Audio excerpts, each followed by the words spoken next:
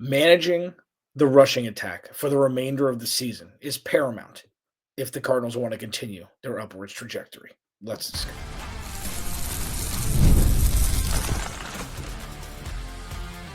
You are Locked On Cardinals, your daily Arizona Cardinals podcast.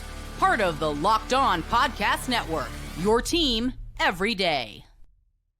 Welcome in, Locked On Cardinals. Alex Clancy here. Follow me on Twitter, Clancy's Corner. Follow the podcast at Locked On AZ Cards. Thank you for making Locked On Cardinals your first listen, free wherever you get your podcast, and on YouTube, part of the Locked On Podcast Network, your team every day. Today's episode of Locked On Cardinals is brought to you by FanDuel. You can start the season with a big return on FanDuel. New customers can place a $5 bet, and you'll get started with $150 in bonus bets if you win your first $5 bet. Visit FanDuel.com to get started. So, as we're kind of in no man's land with no game last week, kind of perusing around the rest of the NFL, whether you're watching on Sunday Ticket or it live like I was with the 49ers and Seahawks or somewhere in between, now you're kind of just in the world where it's not week 12 yet. There's a lot of things going on. There's a lot of movement. Another GM was fired earlier this morning, Joe Douglas with the Jets.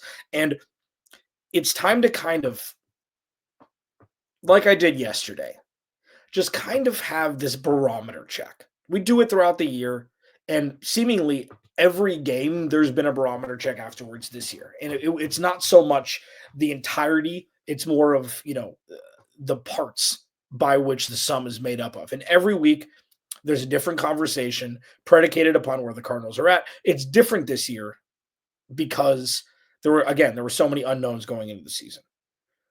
So it's like with the Rams. Oh, okay, it's early. That was a hell of a production. Marvin Harrison Jr., blah, blah, blah. And then, Washington. And then, Green Bay. And then, Chicago.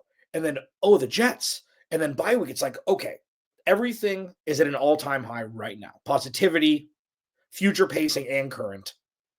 And the Cardinals are going into a divisional matchup on the road to play Seattle, who just had an impressive yet kind of ugly victory over the 49ers in Week 11. Moving forward, there is one main thing that the Cardinals need to get right in an effort to maintain health and to maintain the heartbeat of the offense, being as strong as ever, and that's the rushing attack. The Cardinals have a fringe MVP candidate in Kyler Murray at quarterback. He gets those accolades by throwing the ball and running himself, not the actual run game. So it's like, well, Marvin Harrison, Trey McBride, passed first. Talk about Marv next. But this has been, and will continue to be, a run-first team. Now, the percentages could shift, obviously, with game flow and everything like that. The passing game has been humming, but I discussed last week for a full segment that stop questioning why it's run-heavy or pass-heavy. As long as they're scoring points and as long as they're getting wins, it doesn't matter. Going into the season, the entire offseason, before week 1, I mentioned, if things go well, opposing defenses are going to have to pick their poison. Stack the box or light box and have James Conner run all over you. And that's what we've been seeing, especially over the last month. Things are starting to click. We saw it start in Miami, and things are just working. Everybody is on the same page on offense. Took a while because there's new pieces. There's a new offensive line. They need to figure out what to do with Marvin Harrison Jr. They need to figure out how much action to give Trey McBride if he's truly bona fide tight end one, which people expected. But, even though he hasn't scored touchdowns, he's been obviously a massively integral part of the offense. But it starts with the run game. So, everydayers, you'll know this. If this is your first listen to Locked On Cardinals, first of all, thank you. And second of all, I've been yearning for a complimentary back for James Conner so he can move into the LeGarrette Blount role. And it's not time for it yet. James Conner is still a top 12 running back. I don't know why people think he's not. I don't know why he constantly gets overlooked. It doesn't matter, okay? It doesn't matter at all. And James Conner cannot be getting 65 or 70% of the touches, whether it be on the ground or through the air from the running back room. It can't happen. It's not sustainable. They've done a good job this year, especially the last couple weeks, where they're getting Trey Benson involved early, first quarter series, second quarter series, and not just forcing him in because James Conner was a little hobbled to start the second half in Green Bay. He needs to get his juices flowing. My theory that guys who make the NFL never come off the bench, have never come off the bench their entire life for the most part.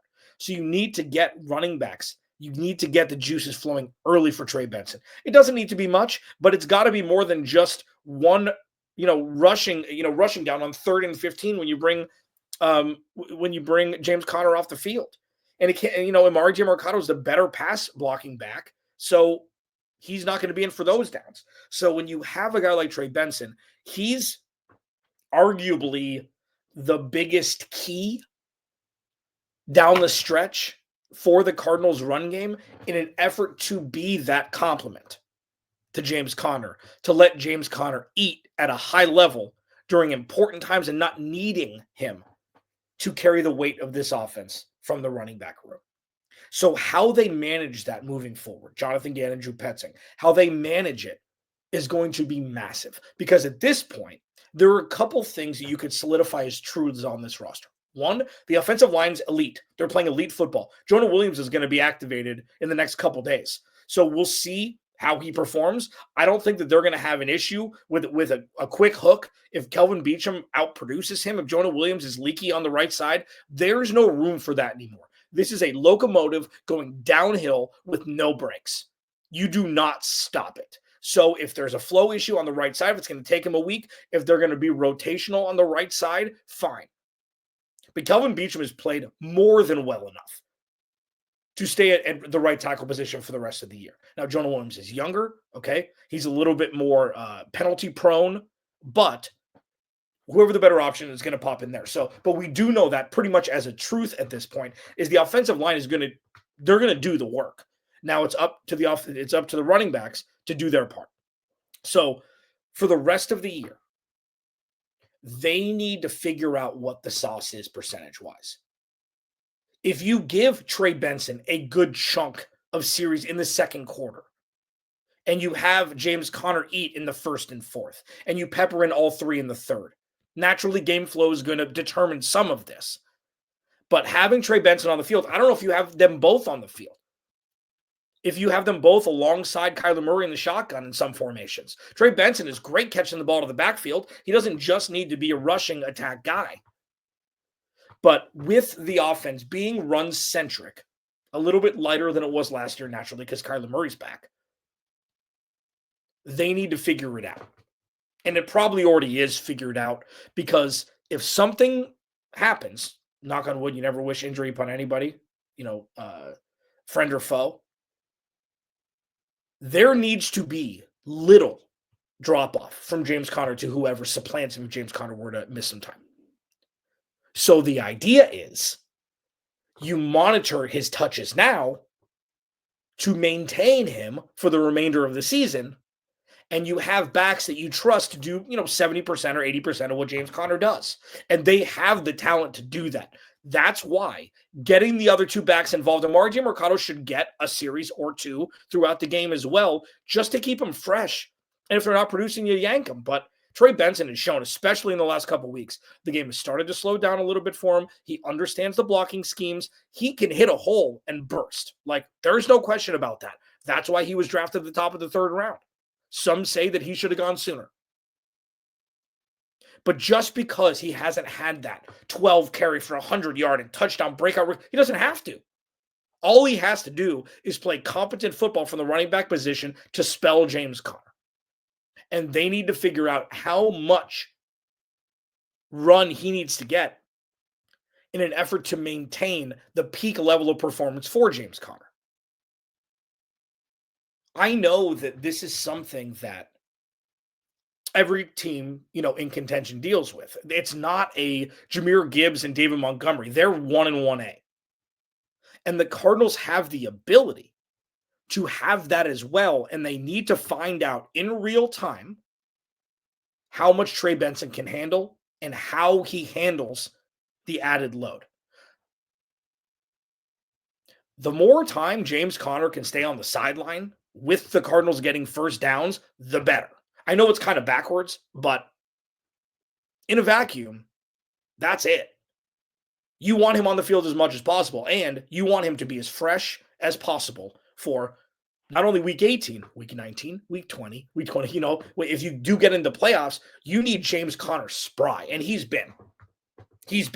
And they haven't overloaded him of late. But I would even like to see even a step further. Get Trey Benson 8-10 carries instead of 3 or 4. See what the kid's got. And it's not a science experiment. If it's not working, you go right back to RB1. And sure, the passing game is going to have a huge focal point in this too. There's one thing that the Cardinals have going for them, so they can, do pretty much whatever they want, which is banana sandwich, is they're playing no bad weather games this year. Look at the schedule. And I know I'm going long here, sorry. For the rest of the year, Seattle, I guess, bad weather, rain, but Seattle, on the road in Minnesota, dome, at home against Seattle, at home against the Patriots, in Carolina, in Florida. So what, you're going to get some rain maybe? The Rams in LA, and then at home against the 49ers to round out the year.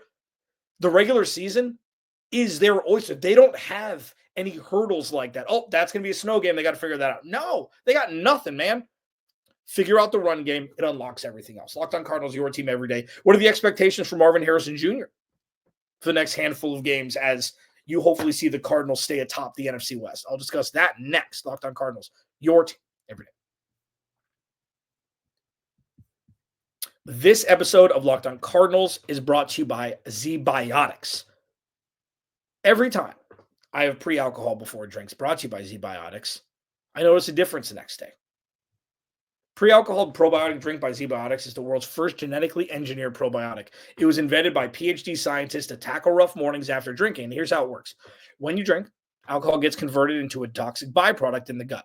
It's this byproduct, not dehydration, that's to blame for your rough next day. And pre-alcohol produces an enzyme to break this byproduct down. Just remember to make ZBiotics your first drink of the night. Drink responsibly, and you'll feel your best tomorrow. Here's how to use it. Drink pre-alcohol. For the best results, make pre-alcohol your first drink of the night. Step 2, drink responsibly. Pace yourself, hydrate, and get a good night's sleep. Step 3, enjoy tomorrow. Wake up feeling refreshed and ready to take on the day. Go to zbiotics.com/LockedOnNFL to learn more and get 15% off your first order when you use LockedOnNFL at checkout. ZBiotics is backed with 100% money-back guarantee, so if you're unsatisfied for any reason, they'll refund your money, no questions asked. Remember to head to zbiotics.com/LockedOnNFL and use the code LockedOnNFL at checkout for 15% off. This episode of Locked On Cardinals is also brought to you by FanDuel. Get ready to tackle the NFL action with FanDuel, America's #1 sportsbook. Right now, new customers can bet $5, get $150 in bonus bets if you win. The FanDuel Sportsbook app gives you everything you need to place live bets on the NFL all in one place. You don't have to open up Google Tabs anymore, man. When you get a hunch in the middle of the game, you can check out the latest stats, use live play-by-play, and so much more in the same page where you place your bets. Just visit FanDuel.com to join today. You'll get started with $150 in bonus bets if you win your first $5 bet. That's FanDuel.com. Never waste a hunch and make every moment more with FanDuel, an official sportsbook partner of the NFL. Please go to the YouTube channel, search Locked On Arizona Cardinals, hit that subscribe button, man. Turn notifications on. Thanks for riding with me. It was fun, huh? Competency, cohesion, momentum, and it's organic. It's natural. It's not a flash in the pan. I know that there are still naysayers of Cliff Kings of Jonathan Gannon and Monty Osborne specifically regarding roster building, but it's working. The pass rush the defense surprised the hell out of me still. And I did mention that I'm going to talk about this later in the week, that the cornerback room specifically is going to have the most direct correlation between wins and losses for the Cardinals out of any other position group. And they've stepped it up. Starling Thomas has played very well. Garrett Williams has played, Pro Bowl level. I'd be surprised if he wasn't a Pro Bowler this year. And Max Melton there haven't been any oh-no moments, as I call them. He's a rookie. It's going to take a little time, but the dude is doing much more than anybody would expect a rookie to do from the cornerback position, especially with the pass rush that's near non-existent. It's been better as of late. Corners have played better as of late. Funny how that works. What are the expectations for Marvin Harrison Jr. for the rest of the year? I'm not looking at stats for him this year. 6 touchdowns, leads rookies. That Malik Neighbors conversation is hysterical now. And you feel bad for Malik Neighbors with the quarterback situation. MHJ said it 100 million, said it 100 times. He wasn't drafted to save the offense. So he can grow in a natural and organic way into the NFL wide receiver that everybody expects him to be, which is a great one. He's shown flashes of maturity and growth just over the last couple weeks. Miami was a huge, huge showing for him. He's had a couple dropsies this year.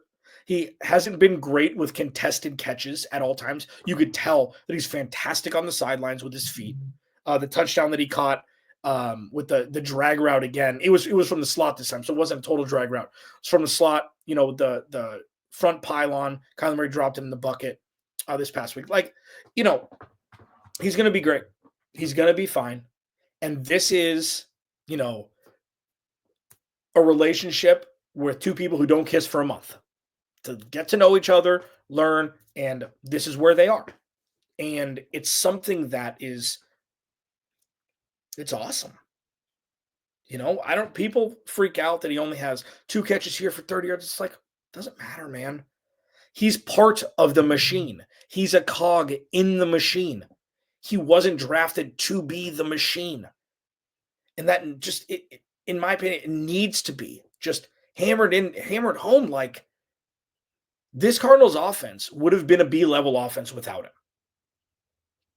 But you take best player available at 4. That was the choice. And he's going to be great. And it's going to not look the way it did with Justin Jefferson or with Jamar Chase. It's not going to look like that. This is a completely different situation. What he's been is one of the most clutch receivers the Cardinals have. Kyler Murray looks for him in key spots, and he's produced. That's what matters. And he catches everything inside of pay dirt. So that's cool too. What are the expectations for him for the rest of the year? I don't think anything changes. Let it rip. I think there's maybe one tweak that I would like to see with he and Kyler Murray. The go route capability for MHJ. Just throw it down there. Marvin's there somewhere kind of situation. The only thing is, Marv isn't known. Like, he's like a gazelle out there, like long strides. It doesn't look like he's running fast. It's effortless. He peaked out at one of the top speeds after people thought he was slow in Buffalo. He peaked out one of the top speeds of the year with one of his touchdowns against the Rams. Like, I just want to see more chances, safe chances taken between him and Kyler. Maybe after a turnover or after a turnover on downs that the defense forced, you take a shot. He's really the only guy that you can run like, yep, Marv's down there somewhere. Can't do it with Trey McBride. Greg Dortch is pretty much out of the offense. Zay Jones, I don't even know if he's an Arizona Cardinal. But that's one thing that I'd like to see. But the expectations, do everything that he's doing. It's working. The Cardinals offense isn't strained. It's not needing another element. What it will need is this is what it'll need. Just like I talked about for the first half of the season, and it started to work. I'm not saying that JG listens to this podcast. I wouldn't expect him to. Running Kyler Murray once or twice a game to keep opposing defenses honest. Like, oh, that's right. I forgot. He can do that. Maybe a wrinkle with Marv where it's like you have this pet play, and a lot of it are drag routes. Offensive line blocks very well for a while and allows Marv to go from one side to the other. And, there's been great success between these two guys. Show them something different. I don't care if they figure out a great blocking scheme for a wide receiver screen to get Marv the ball near the line of scrimmage. I don't care what it is, but it's something that keeps opposing defenses honest in an effort to completely unlock the rest of the pass game, whether it's Michael Wilson or Greg Dortch or Zay Jones or running back out of the backfield. It doesn't matter. Trey McBride, who cares?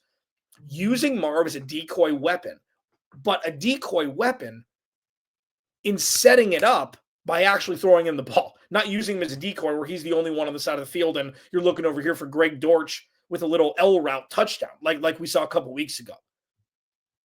It's one where you call a play once a week, he gets a first down, he gets a first down, he gets a first down. There's tape on it. And then in the most important spot, the misdirection, you're looking there. and you see Greg Dortch screaming down the sideline for an 80-yard touchdown. Like utilizing him to move the ball down the field in an effort to set up something huge with the same setup, the same scheme that doesn't go to him.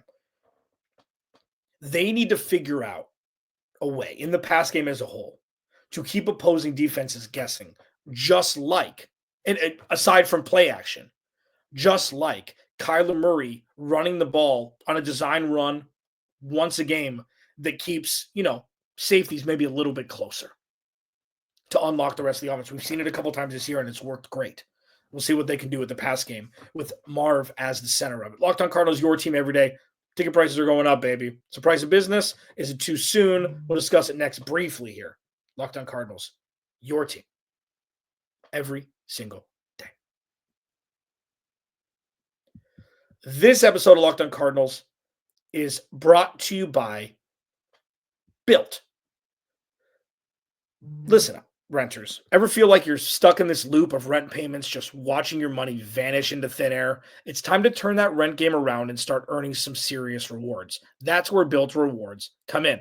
Built is breaking ground as a neighborhood rewards program that hooks you up with points on your rent. Every month, pay your rent and watch the Built points roll in. Use points to jet off on a dream vacation. Put your points towards a flight or hotel stay with 500-plus airlines and 700,000 hotels and properties. You can also use your points to book fitness studio classes. Redeem them towards a future rent payment.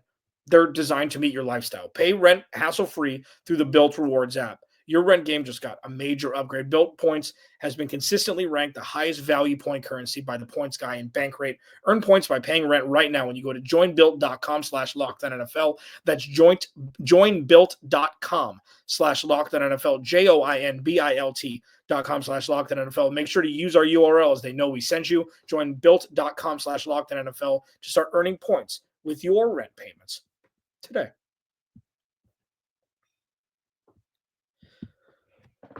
At Clancy's Corner, please go to the YouTube channel, search Locked On Arizona Cardinals. Hit that subscribe button, man. If you want to leave a review, where reviews are left, cool. I'm happy that you're here. I don't really care about the ratings that much. Just care about putting out an honest product that makes people think, treats you like adults, and hopefully you like.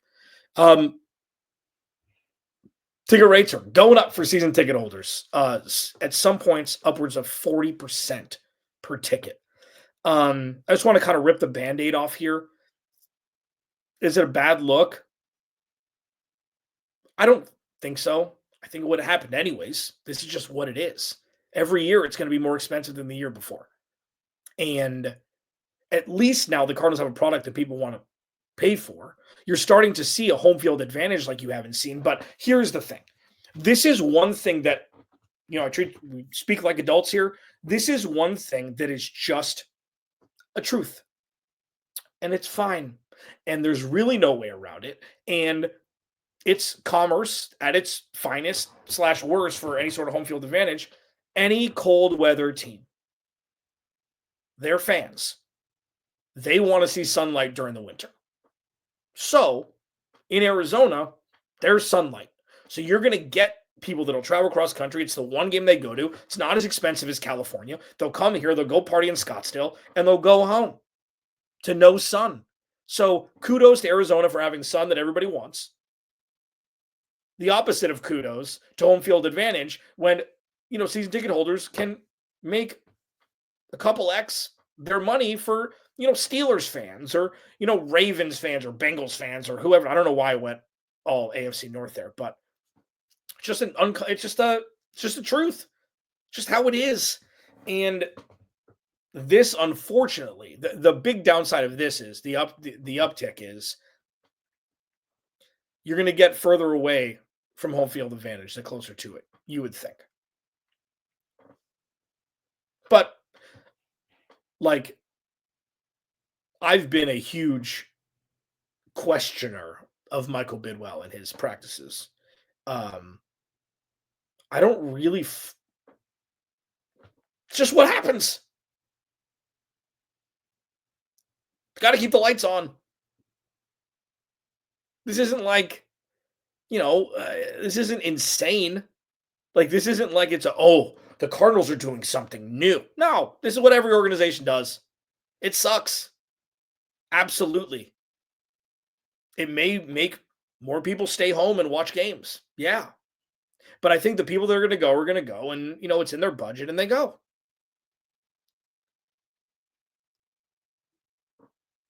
I don't It sucks and I get it. It sucks and it's commerce. It sucks and it makes sense.